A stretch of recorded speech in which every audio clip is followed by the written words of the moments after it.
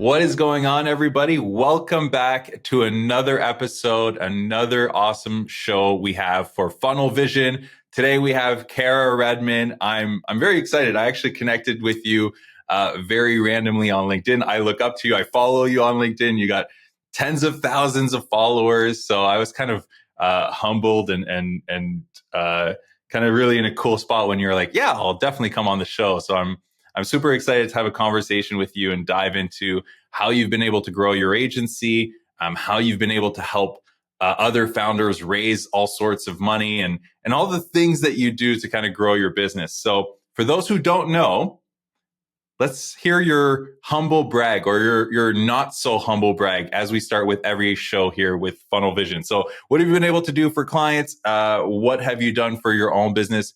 In other words, why should people listen?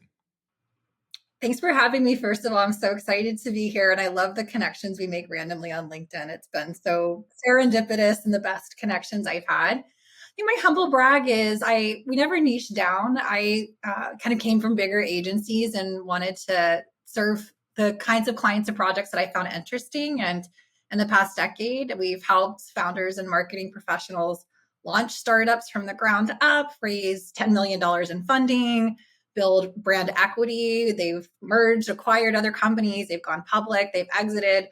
And so I think just being able to serve clients from, hey, where do I find my first investor to, hey, we're going global has been a really exciting journey. And I think a lot of folks kind of try to pick one little stage along that life cycle, and we can help you get your brand to where it needs to be wherever you are. So, the numbers speak for themselves, and that's my humble brag. That's really amazing. It's cool to see. And when we first chatted, you kind of told me a little bit of your journey. It's not a conventional kind of journey. Like you didn't go down the normal path. Tell people, like, let's take it all the way back. Like what was that journey? How did you get to where you are today? I like this question because I want to tell people who feel like they are not doing the things you're supposed to do way. There's a lot of shame in it for some of us. I always felt like such a fraud. Everyone else, had these great families and went to a 4-year college and had this trajectory set. I was a very young single mom and didn't go to college and kind of figuring things out on my own. And I picked jobs that just seemed interesting to me as much as I could. I thought it was really cool to work in an agency. I thought marketing was interesting. I was working in apartment leasing for a while, and I was working then for a stem cell research company here in Maryland. So sort of wherever I could get work, right? Usually as an executive assistant or a leasing agent. And the people that were doing marketing always just seemed really cool to me. They were like the cool girls. So we would work with different agencies and stuff, and I would kind of try to hang out with them. And I thought, why not start to look for work at an actual agency when I moved into the city in Baltimore. And I, worked for 3 here and just decided I wanted to do things my own way. And here I am. So I quit. I won't say on a whim. I think we all have that job where you want to quit and you're like, oh, I can make it 6 months. But then 2 weeks later, you're like, I can make it 3. And then very quick, exponentially, you're like, I got to get out of here now.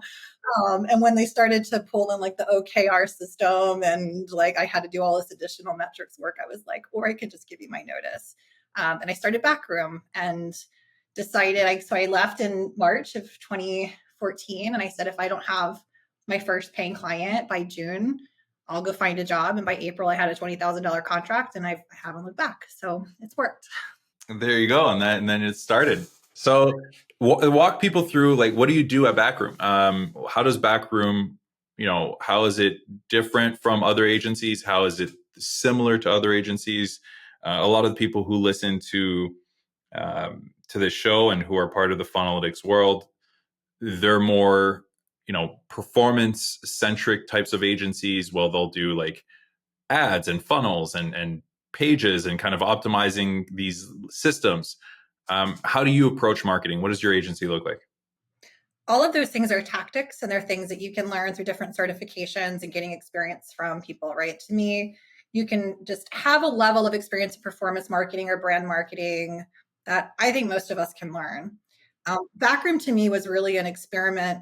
While of course we are exceptional at brand marketing, we're exceptional at everything from social to influencer marketing, performance marketing, video. We do it. We're full service.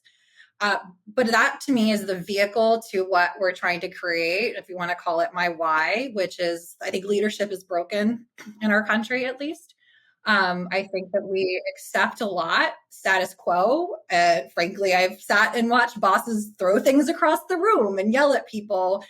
We had a crying stall in the bathroom. So I just felt like, what if people weren't afraid? And what if people didn't have anxiety every Sunday night before they went to work?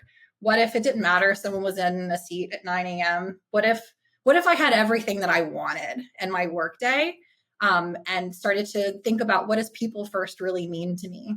And so I wanted to create an agency where could we create work that was just as good as, if not better than, the agencies that did treat people in this way, this old kind of old guard corporate America model that we all know. Could we have a better bottom line if people felt happy and thriving at work? And I was right. We can. At least at Backroom, we figured it out. And 10 years in, that experiment has turned into a business model that I now train other people to adopt. We do cohorts. I do one-on-one consulting with other agency leaders. So to me, the work, of course, is just that's what I'm really good at naturally. It's what I do for a living. And so that work was the vehicle to create a work environment to sort of prove to old leaders that I had that, like, yeah, you actually don't have to be an asshole, it turns out. Yeah, no, I mean, it's interesting how generations evolve. Having young kids and me having young kids. It's like you see how it after the war and after these different kind of periods, how people adopted their leadership styles based on this, and then as we kind of evolve, you see that change. So when you go and coach and talk to agencies, what do you focus on? Like, do you take a lot of that leadership aspect and instill that? What does your coaching methodology look like? It's very custom based on where folks are. And I will say, I love that you used the words adopt and evolve, because I do like to give a lot of folks grace. I think that the way that people have worked in the past is what's gotten us here, but it's now we can evolve. We don't have to have these same habits and practices because we have newer generations that are enabling better ways of working, right? We adapt or die is kind of the mentality. So the types of folks that want to have that kind of coaching or that type of support, they're already the type of person that want to evolve, right? They're already the type of person that want to grow, and they're going, I'm seeing what you're doing and I'm really stuck. And I don't have, a lot of times they're more on the engineering, like tech side. And they're like, I don't really have the people skills. And as much as like the operations or like the sales head might. So how do I inspire my people? How do I take this people first approach and apply it operationally through the things that I'm saying and doing and how I'm hiring? How do I still put a line on, I want to have really high productivity from my team, but I want to do it in a way that makes everybody win and makes them feel like they're thriving. So a lot of the work that we do is teaching them how to ask and listen, right? Here's how you can do surveys. Here's how you can name brand ambassadors within your agency to help drive the culture and operations. Here's how, as a leader, you set and define the culture and model that behavior rather than expecting your team to emotionally regulate and you don't have to, right? So it could be through an operational lens. It could be through a culture and an employer branding lens. It really depends on what they need. But typically it's, how do I step outside of my own limiting beliefs as a leader and create dialogue with my employees and with my team in a way that still establishes a leadership boundary for me? What's interesting about what you're saying in terms of leadership is, there's leadership. Obviously, there's kind of the approach of like, I'm going to lead by example, or I'm going to lead by kind of vision, strategy, kind of direction. What kind of leader are you? How do you describe yourself as a leader? Working on it mostly. I'm a recovering people pleaser, so I've actually had to, I think, come from the opposite direction than like my, yes, in some ways I'm a recovering asshole and like learning through my own, stuff. But I've tended in the past to overgive to my team when really they needed just, I think, almost like you need in a parent, like you need to know where the line is. You need to like know what we're moving towards. So I just, on a personal confidence level, I've had to step into myself through my own mentors and listening to my own team and my clients. And really working through the emotional part of your own insecurities and shortcomings and realizing like, oh, nobody else really knows that you feel like that about yourself. So you can portray whatever confidence you want. So I think for me, I mean, I've heard this term like servant leadership, and it just like feels weird to me. But I certainly like anytime we're even scoping projects, my team's a part of that, right? Because they're doing the work. And how are we building something together? I'll give a shout out to my friend Doug who runs Hey Taco. Like we use the Hey Taco system internally where you can reward one another for exemplifying values that we have as a culture and then redeem them for cool things. So I really try to be true to what I started 10 years ago, over 10 years ago, and building something where my team's being listened to and that they get a say in what this agency is. Interesting.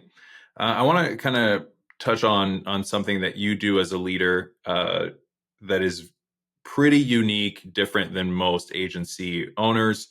And that's that you have a very big founder-led approach to growth. You have a big following. As of right now, you have 49,981. You're so close to 50,000. Maybe by the end of this conversation, you'll cross that 50,000 mark on LinkedIn.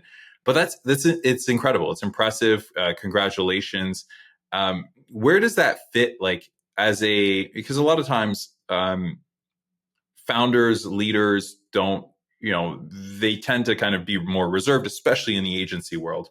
So when did you decide I'm going to go out there? I'm going to actually be kind of a front-facing leader. I'm going to approach this from a founder-led standpoint. I'm going to build this following.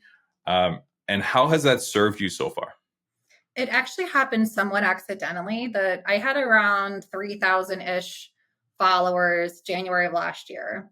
And someone on my team was like, hey, you have like 3,000 followers. Maybe you should publish some stuff. So I was like, I never really thought about LinkedIn as a legitimate platform for like sales pipeline or like personal branding. I'm very introverted. I'm very private. Like I don't talk about my family or my personal life really at all.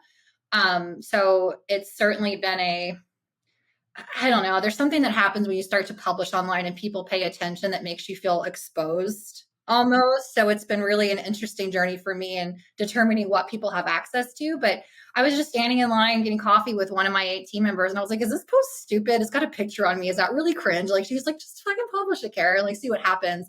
I had like 8,000 followers in a week. It went viral. It was wild. It was my first viral post ever.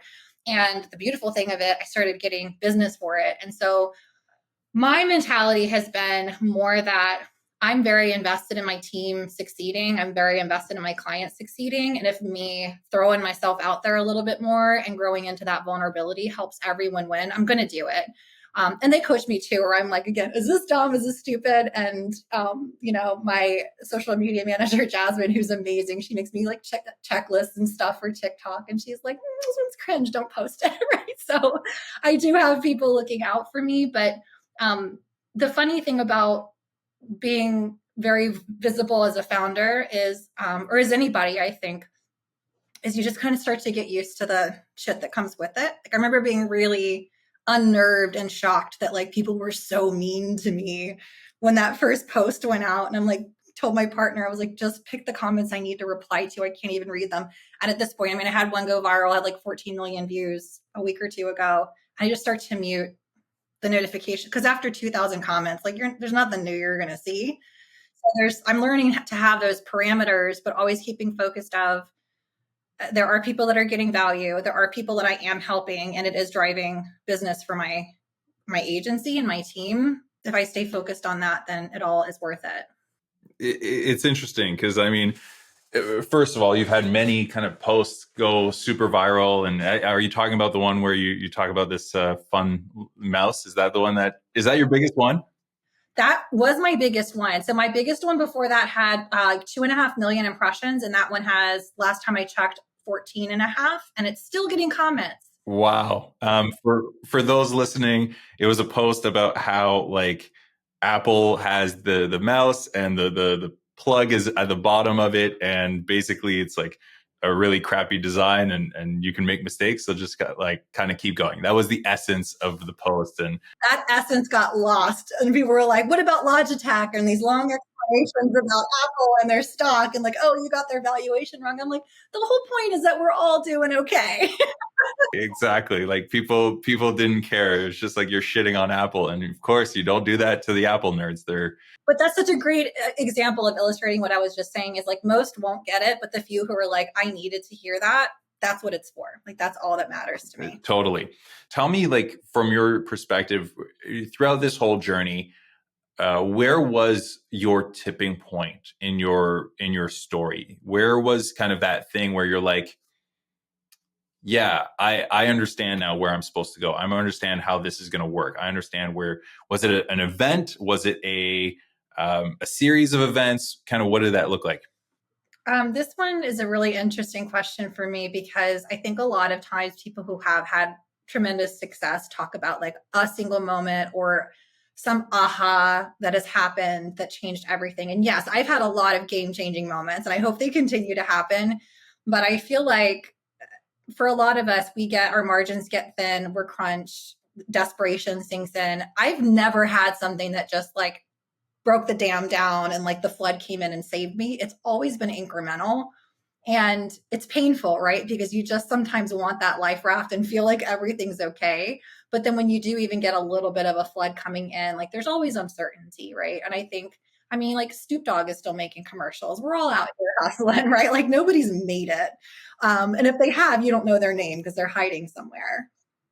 So I think I will say LinkedIn has been a huge tipping point for me. I remember when I started getting, I'm talking 5-figure retainers from posts that had nothing to do with my services. They just thought I was cool and wanted to work with me, and we figured it out.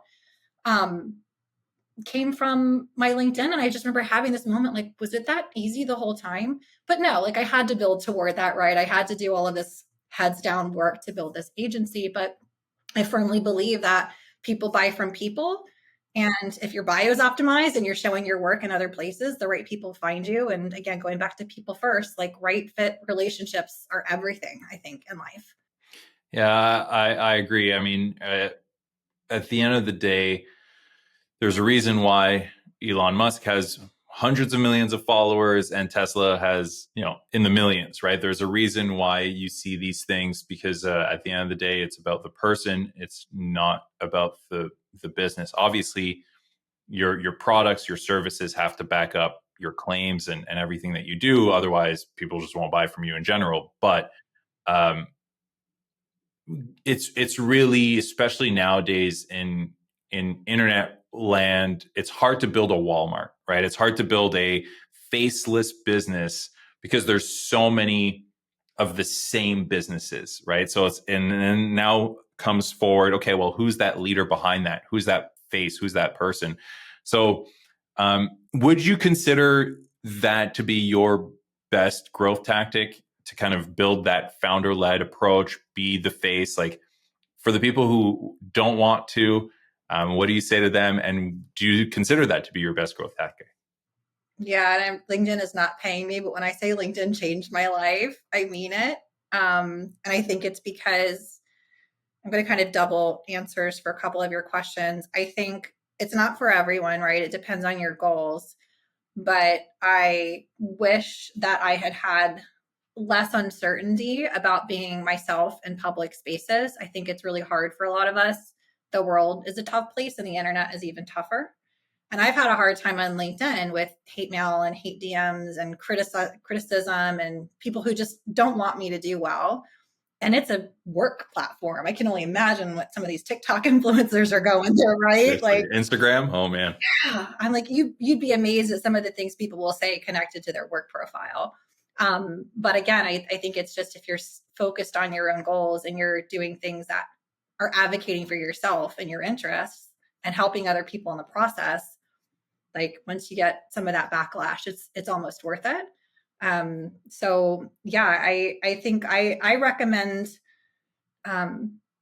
getting loud and getting visible if you have a goal and advocating for yourself. I posted just the other day that some of the coolest things that have ever happened for me are because I raised my hand and asked for it. And they didn't, opportunity doesn't always just knock. Sometimes you have to go and knock yourself. 100%. So yeah, it's tough. The internet's a wild place. Yeah, but like you said, I think opportunity you have to knock yourself, but you also have to know what you're looking for. And I think the thing that has made you extremely successful is you're clear on your vision. You're clear in terms of where you're headed and the message you want to put out to the world. Even though, you know, some posts may work, some posts may not. Like, it doesn't matter. The overall direction which you're moving towards seems to be very clear in your mind, which only then do those opportunities arise. Only then do you kind of know which doors to start to knock on, because you're kind of headed in this general direction in life. So I commend you for that. That's amazing. It's incredible. I will be the first person to officially congratulate you on crossing 50,000, even though you're not there yet. I'm still going to take credit for saying congratulations. Where can people learn more about you? LinkedIn is the best. I change my LinkedIn bio all the time because we're doing new things, but check the featured section. If people want to really get behind the scenes with me and my team, like a curated group of my following, we have a private community that's completely free. We do premium cohorts every month to build LinkedIn strategies that max at 30 people. I'm very active in replying to comments and things on LinkedIn. I personally like go through my own connection requests. And then kararedman.com is where you can find my newsletter that's free. I do monthly cheats. I do self-paced courses and those types of things. So you can find all the links to those things on my LinkedIn profile. Follow while you're there. Awesome. Well, thank you so much for being here. It's been a pleasure to chat with you. And it's been a pleasure to kind of hear into your wisdom and your insights as to how you've been able to take your business and your clients' businesses to that next level. So I appreciate your time. Thanks so much for having me.